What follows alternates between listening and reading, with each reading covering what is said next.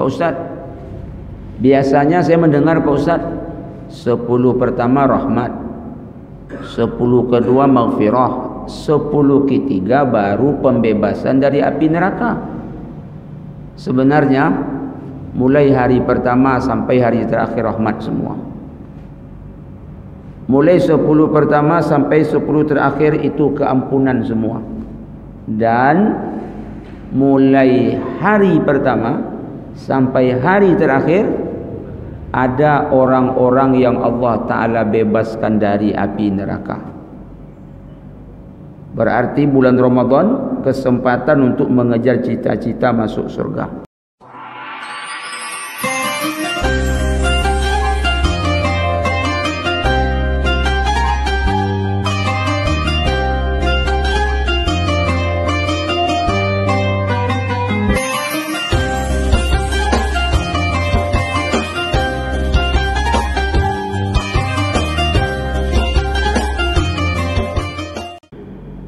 Bismillahirrahmanirrahim. Assalamualaikum warahmatullahi wabarakatuh.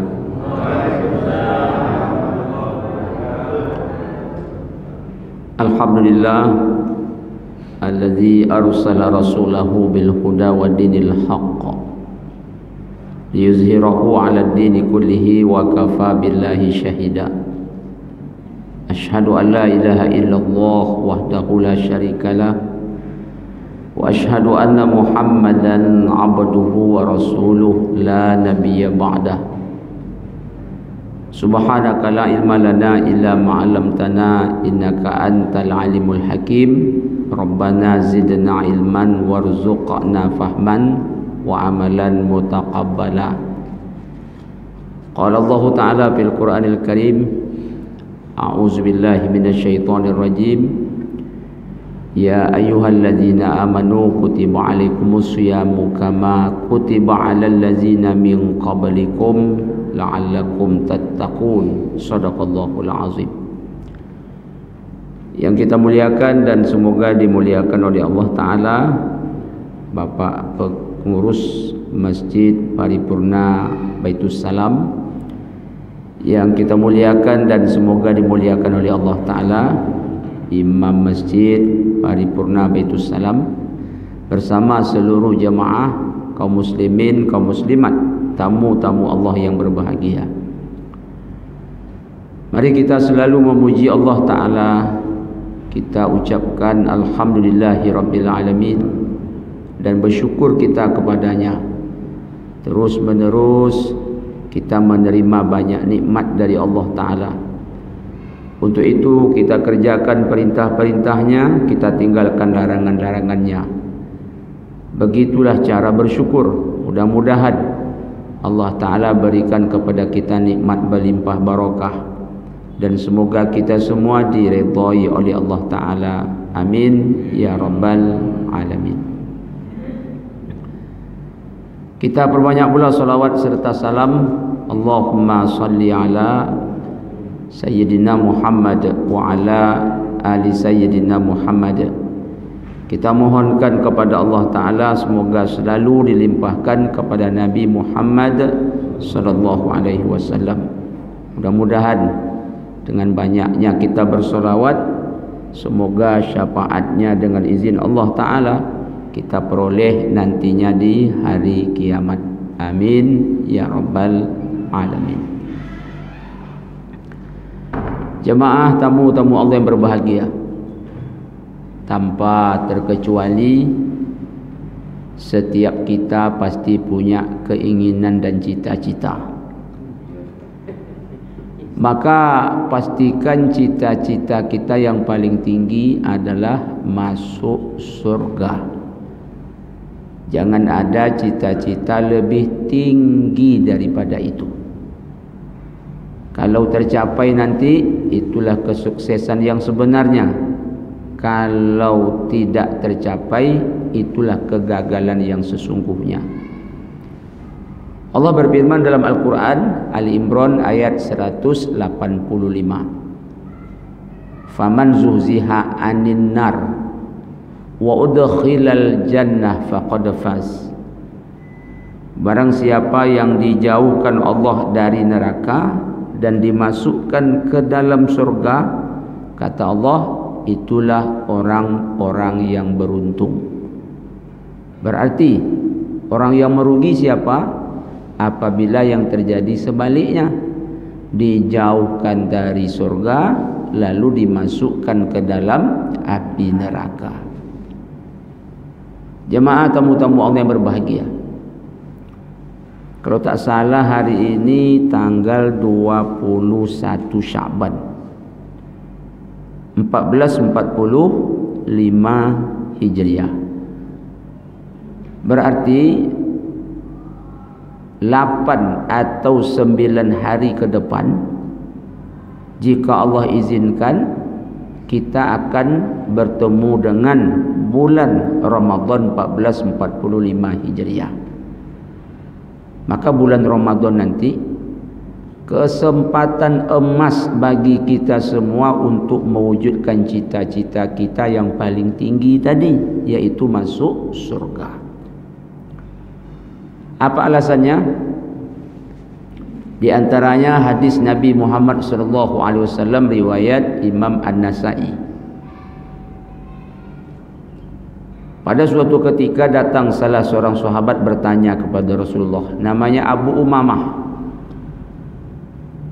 Apa pertanyaan Abu Umamah radhiyallahu anhu kepada Rasulullah SAW? Ya Rasulullah, tunjukkan kepadaku suatu amalan yang apabila aku kerjakan mudah aku untuk masuk ke dalam surga. Maka Rasulullah SAW menjawab, alaika bis-shaum fa innahu la mislalah. Kalau ingin mudah masuk surga, kata Rasulullah kepada Abu Umamah, tentu juga untuk kita semua, engkau mesti berpuasa. Fa innahu la mislalah, karena tak ada yang bisa menyamai puasa, tak ada yang bisa menandingi puasa. Setelah mendengar hadis ini, mengapa Abu Umamah jarang dapurnya berasap? Apabila dapurnya berasap, berarti ada tamu yang datang yang dia layani. Masya Allah. Jadi Abu Umamah setelah mendengar hadis itu, jangankan bulan Ramadan, di luar Ramadan pun dia sering berpuasa sunat. Hadis yang kedua. Hadis yang kedua ini riwayat Imam At-Tirmizi. Ini lebih dahsyat lagi. Kita simak jemaah. Apa kata Rasulullah? Walillahi utaqa'u minan nar wa zalika kullu lailah. Allah Ta'ala membebaskan hambanya dari api neraka, dan itu di setiap malam di sepanjang Ramadan. Allahu Akbar. Jadi di sepanjang bulan Ramadan, tiap malam ada hamba-hamba yang Allah bebaskan dari api neraka. Ramadan tahun ini termasuklah hendaknya jemaah Masjid Paripurna Baitul Salam wabil khusus yang hadir di subuh ini. Pak Ustaz, biasanya saya mendengar Pak Ustaz, 10 pertama rahmat, 10 kedua maghfirah, 10 ketiga baru pembebasan dari api neraka. Sebenarnya mulai hari pertama sampai hari terakhir rahmat semua. Mulai 10 pertama sampai 10 terakhir itu keampunan semua. Dan mulai hari pertama sampai hari terakhir ada orang-orang yang Allah Ta'ala bebaskan dari api neraka. Berarti bulan Ramadan kesempatan untuk mengejar cita-cita masuk surga. Hadis yang ketiga. Hadis yang ketiga ini perawinya Imam Bukhari dan Muslim. Apa kata Rasulullah SAW? Huffatil jannah bil makari wa huffatin nar bis syahawat. Kata Rasulullah SAW, jalan ke surga itu nafsu tak suka, Sebaliknya jalan ke neraka nafsu suka. Bulan puasa adalah bulan mengendalikan hawa nafsu. Maka siapa yang bisa mengendalikan nafsunya, berarti surga tantangannya. Maka sekali lagi jemaah, mari kita bertungkus lumus di bulan Ramadan tahun ini untuk mewujudkan cita-cita kita masuk surga tanpa transit dulu ke neraka. Dan Ramadan ini kesempatan. Kita dah bacakan 3 hadis di antara sekian banyak hadis. Namun sebelum ceramah ini saya lanjutkan, saya nak bertanya dulu sama jemaah. Boleh jemaah? Jemaah ni serius nak masuk surga ni? Cuma 6 orang yang serius. Yang lain diam ya. Tapi saya yakin siapapun kita pasti serius ingin masuk surga. Kalau betul-betul serius, simak ceramah ni baik-baik. Ada langkah-langkah yang mesti kita lakukan. Bagaimana Ramadan tahun ini mengantarkan kita ke surganya Allah Ta'ala. Yang pertama, sebelum Ramadan yang kurang lebih 1 minggu lagi, mengapa kita sering-sering berdoa? Dan doa kita tadi diiringi dengan niat yang kuat dalam hati untuk beribadah sebaik-baiknya di bulan Ramadan. Ikhlas dalam berdoa, ikhlaslah dalam berniat. Allah tahu isi hati kita. Kalau ikhlas doa, ikhlas niat, nanti Allah mudahkan. Allah akan mudahkan. Lalu apa doanya Pak Ustaz menjelang kita masuk Ramadan ini? Satu, doa yang dulu diajarkan oleh ulama kita, ulama-ulama generasi tabi'in. Mereka membaca doa ini jemaah 6 bulan sebelum masuk Ramadan. 6 bulan. Berarti dari bulan apa mulainya tu Pak Ustaz? Rabiul Awal, Rabiul Akhir, Jumadil Awal, Jumadil Akhir, Rajab, Sya'ban. Bayangkan 6 bulan Ramadan lagi mereka ada berdoa siang malam. Apa doanya? Allahumma sallimni ila Ramadan wa sallim li Ramadan wa tasallamhu minni mutaqabbala. Bahasa kitanya, ya Allah, antarkan aku ke bulan Ramadan, pertemukan aku dengan bulan Ramadan, terima amal-amalku di bulan Ramadan. Jadi tak dapat bahasa Arabnya bahasa kita saja. Ya Allah, antarkan aku ke Ramadan, pertemukan aku dengan Ramadan, terima amal-amalku nanti di bulan Ramadan. Jadi jemaah, doa ini dibaca sesering mungkin.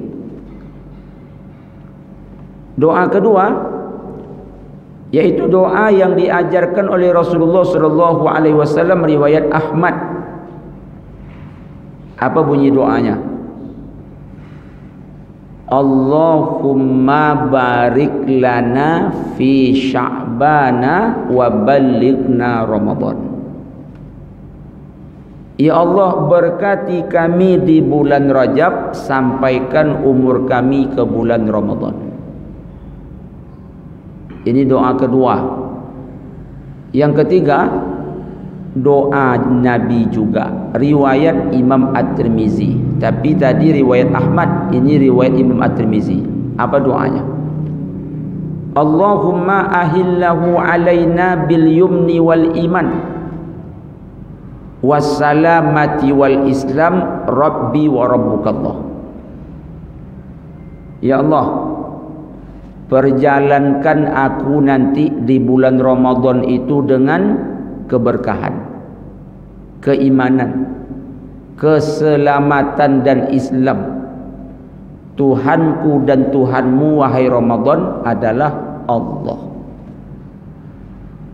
Jadi saya ulangi, doa-doa ini sering dibaca sebelum Ramadan. Kaum muslimin, kaum muslimat yang berbahagia, orang yang sudah mati, yang sekarang berada dalam kubur, mereka berdoa juga ke Allah Ta'ala. Apa doa orang yang sudah mati? Ingin pulang ke dunia untuk beramal soleh. Apa bunyi doa mereka? Allah sebutkan dalam Al-Quran ayat 99 ayat 100 surah Al-Mu'minun. Rabbirji'uni la'alli a'malu salihah.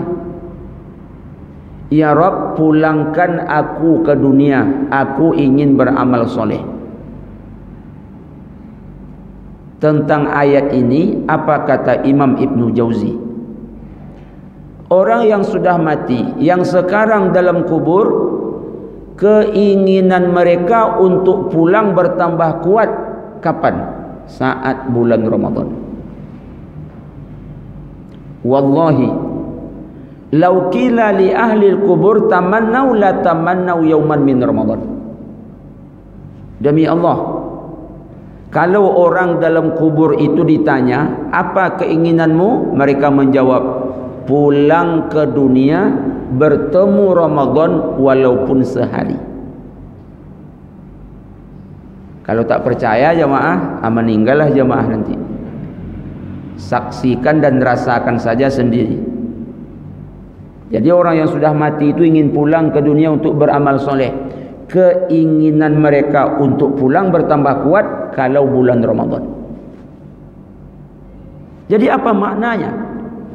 Orang yang sudah mati saja ingin hidup lagi untuk bertemu Ramadan. Aneh, kita yang hidup tak semangat nak bertemu Ramadan. Orang yang mati aja nak hidup lagi bertemu Ramadan. Awak masih hidup tak semangat bertemu Ramadan. Ini nyalah namanya. Maka untuk itu jemaah, semangat kita akan bertemu Ramadan ditandai semangat kita itu dengan doa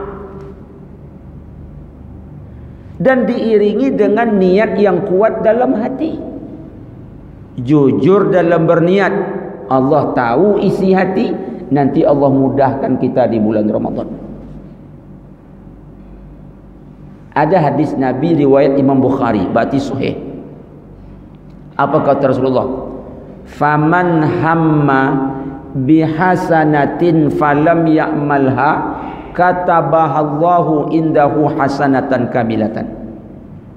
Kata Rasulullah, siapa berniat, bertekad untuk melakukan suatu amalan tapi tak terlaksana, Allah telah berikan kepadanya pahala sempurna.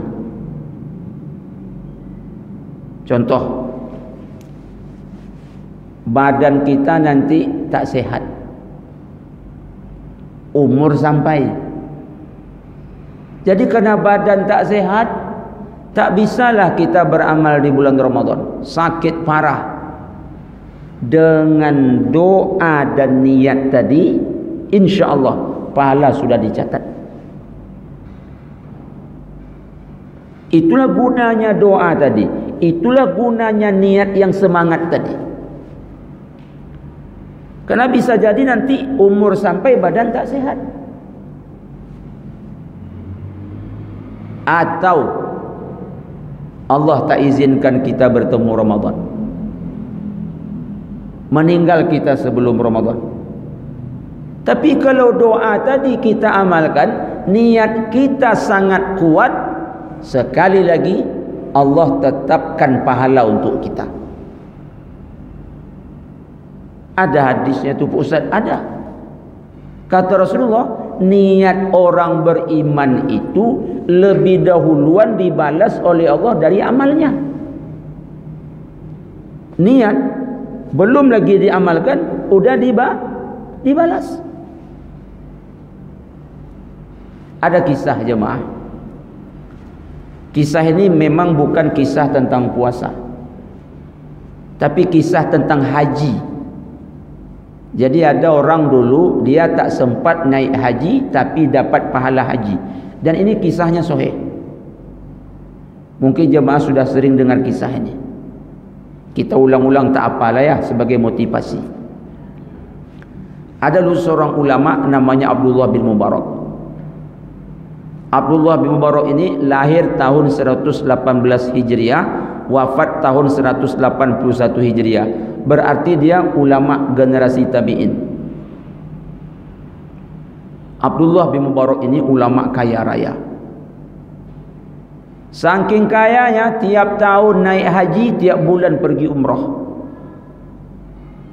Saking kayanya, kalau ada orang berhutang, datanglah ke dia, minta bayar hutang itu, dibayarnya itu, berapapun hutang orang itu. Bahkan pernah menghajikan orang satu kampung. Sekampung tu dia naik hajikan semua. Kalau seperti ini, kaya atau kaya betul itu? Betul-betul kaya. Jadi pada suatu hari dia naik haji. Singkat cerita, setelah melaksanakan seluruh rangkaian haji, wajib, sunat, rukun, dia pun mau pulang ke kampung.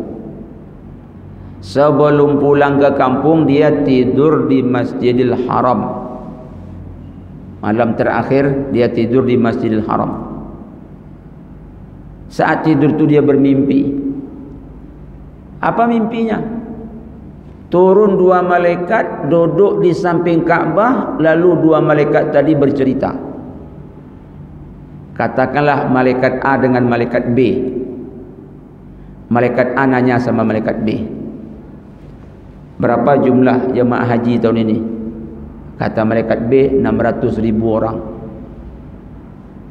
Yang diterima hajinya berapa orang? Kata malaikat B, tak ada.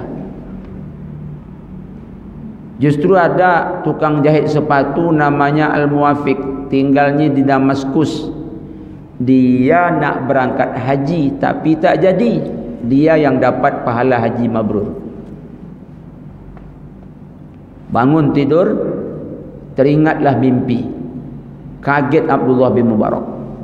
Akhirnya dia tak jadi balik kampung. Kemana dia? Ke Damaskus, ke Syria, mencari Muwafiq, tukang jahit sepatu. Apa sebab?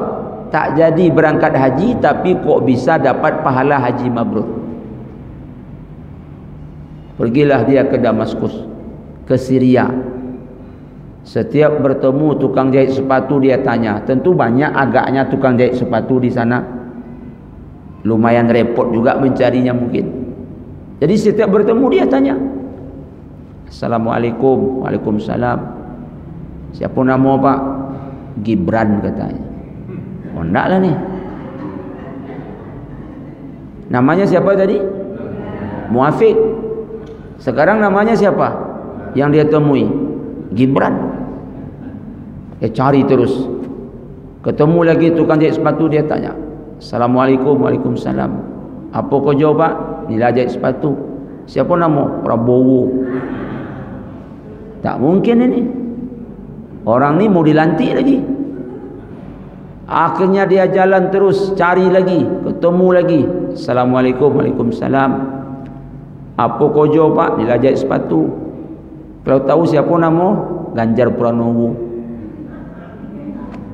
Akhirnya cari-cari, bertemulah seorang yang bernama Muwafiq yang dimaksud. Assalamualaikum. Waalaikumsalam. Siapa nama Pak? Muwafiq. Dah lama Pak jahit sepatu? Dah. Perkenalkan, saya Abdullah bin Mubarak. Mendengar itu tukang jahit sepatu tadi terkejut. Kenapa? Ulama besar. Mencari dia orang kecil yang hanya kerjanya jahit sepatu. Dia kaget. Apa masalahnya ni? Tiba-tiba apa kata Abdullah bin Mubarak? selamat. Bapa dapat pahala haji mabrur. Membuat dia tambah kaget. Dari mana ceritanya kok bisa dapat pahala haji mabrur? Langsung apa kata Abdullah bin Mubarak? Tolong ceritakan kepada saya, apa yang bapak lakukan kok bisa dapat pahala haji mabrur? Abah ceritalah Al-Muwafiq, tukang jahit sepatu tadi. Niat di hati saya untuk naik haji itu memang kuat. Dan saya berdoa tiap hari, tiap malam kepada Allah supaya bisa naik haji. Lalu apa yang saya lakukan? Jahit sepatu. Upah jahit sepatu tu aku tabung.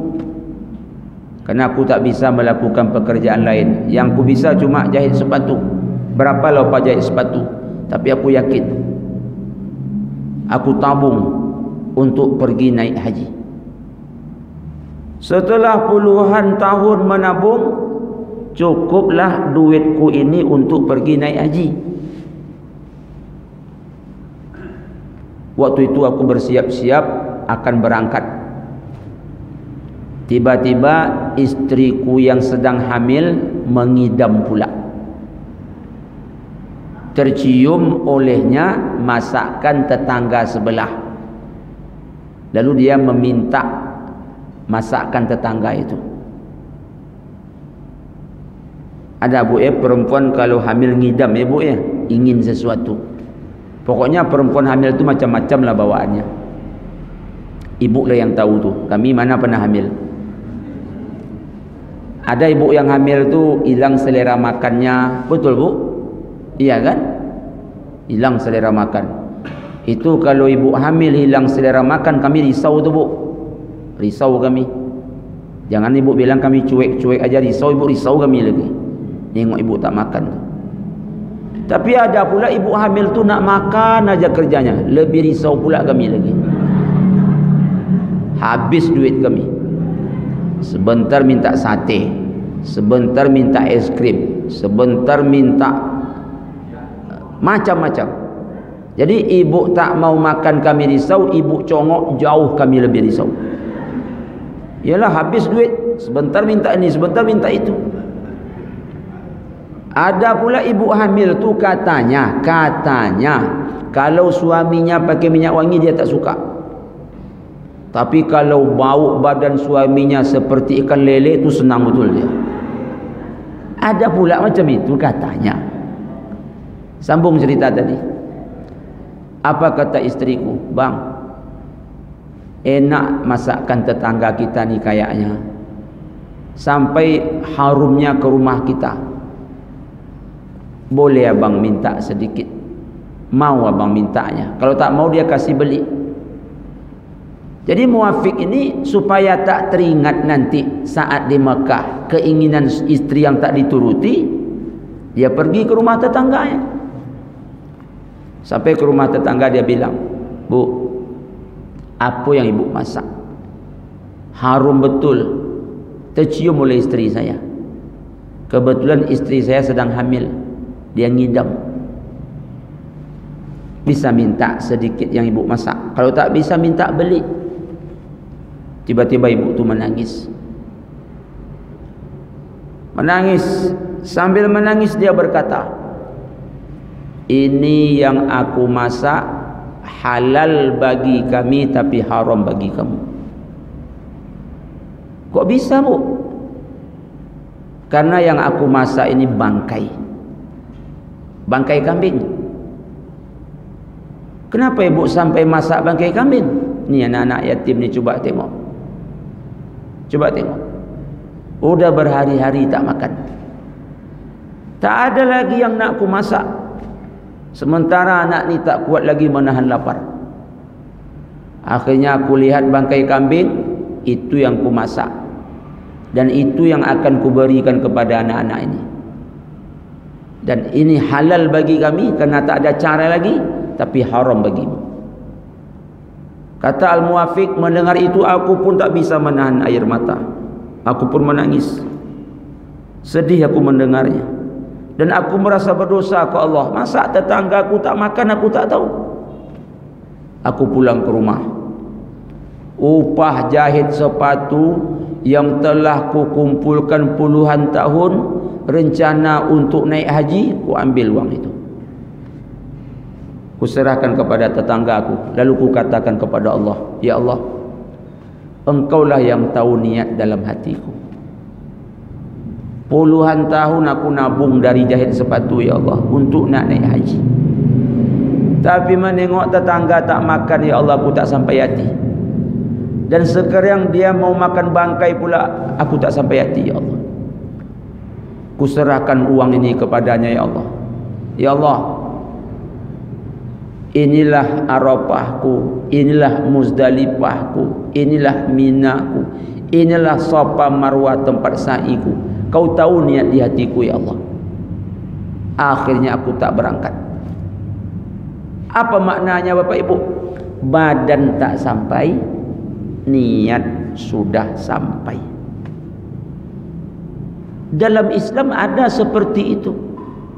Kita tak melakukan amalan tersebut, tapi kita mendapatkan pahalanya. Contoh, subuh ini kita salat subuh, duduk di majlis ilmu, nanti salat syuruk dapat pahala apa? Haji dan umrah. Setiap azan berkumandang, kita datang salat berjamaah, kita dapat pahala haji. Padahal badan tak sampai. Jadi dalam Islam seperti itu. Maka saya mengajak kaum muslimin, kaum muslimat, sebelum kita masuk bulan Ramadan, mengapa kita banyak-banyak berdoa, iringi dengan niat dalam hati. Untung-untung umur sampai, badan sehat.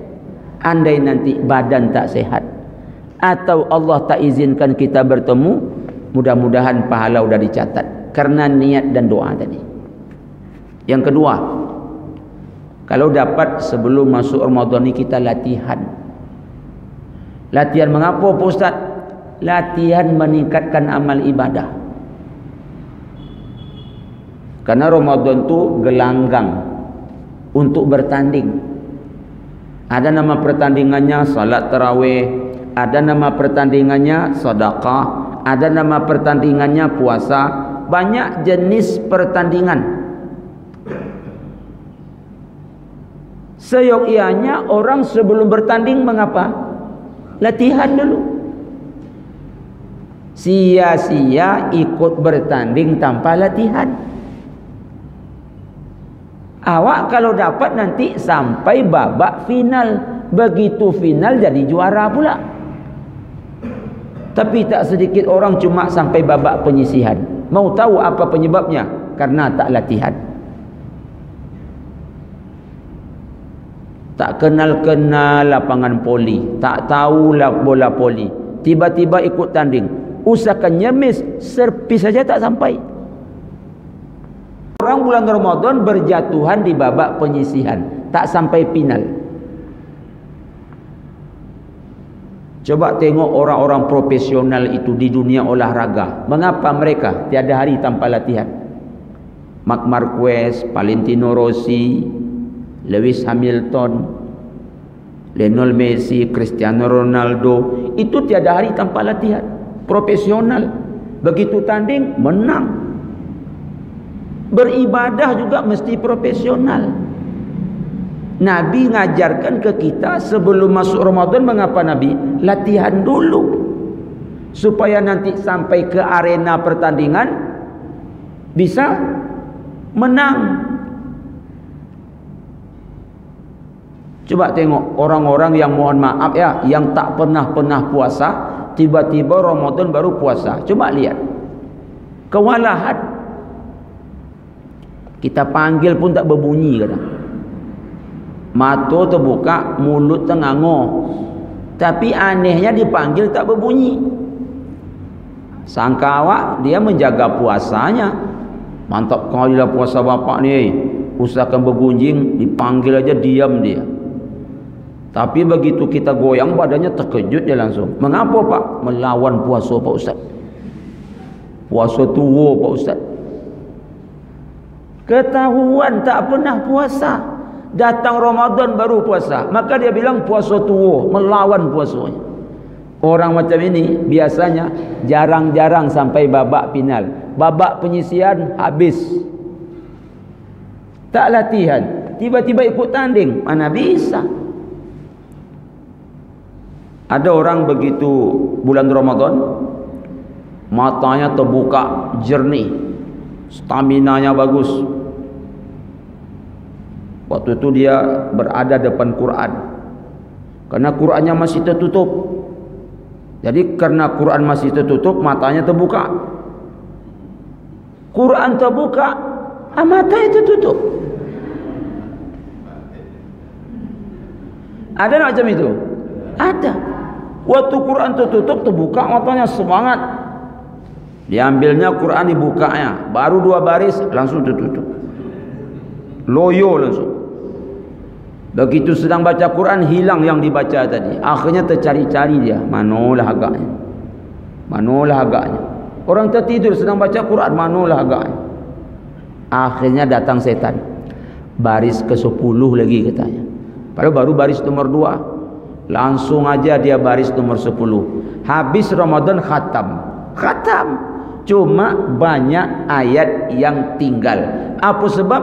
Tidur sedang baca Quran. Disalahkannya Ramadan. Kita ni kalau Ramadan bawaannya ngantuk aja, bukan salah Ramadan, salah kita. Apa salahnya? Tak pernah baca Quran. Tiba-tiba Ramadan baru dimulai. Kewalahan. Jadi mesti berlatih-latih dari sekarang. Artinya dengan berlatih nanti Ramadan bisa amal kita semangat, kita bisa meningkatkan taat. Mohon maaf ya maaf, kita kalau tak bisa taat di bulan Ramadan, mohon maaf, mustahil bisa taat di luar Ramadan, mustahil. Kalau kita tak taat bulan Ramadan, kita nak nunggu bulan apa lagi? Nunggu bulan jatuh. Kapan bulan jatuh jemaah? Kapan bulan jatuh? Kiamat. Kiamat, bintang jatuh, matahari jatuh, bulan jatuh. Dan orang ketika itu mau taat, laku lagi? Laku? Tak laku lagi. Jadi ketika Ramadan ni taatlah. Kalau tidak, mustahil bisa taat di luar Ramadan. Saya mau tanya sama jemaah. Saya sering tanya sama jemaah lain. Saya nak tahu juga jemaah sini. Jemaah Baitul Salam ni mazhab Syafi'i? Ya. Mazhab Syafi'i? Mantap sama kita. Syafi'i ya? Syafi'i tarawih berapa rakaat? Syafi'i tarawih berapa rakaat? 2-3. Baitul Salam tarawih berapa rakaat? Baitul Salam tarawih berapa rakaat?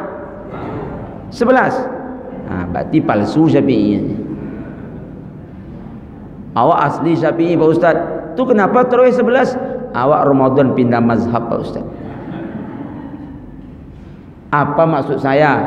Tak masalah tinggalkan Syafi'i, tinggalkan, pindah mazhab jadi 11. Yang 11 ni tolong jaga baik-baik.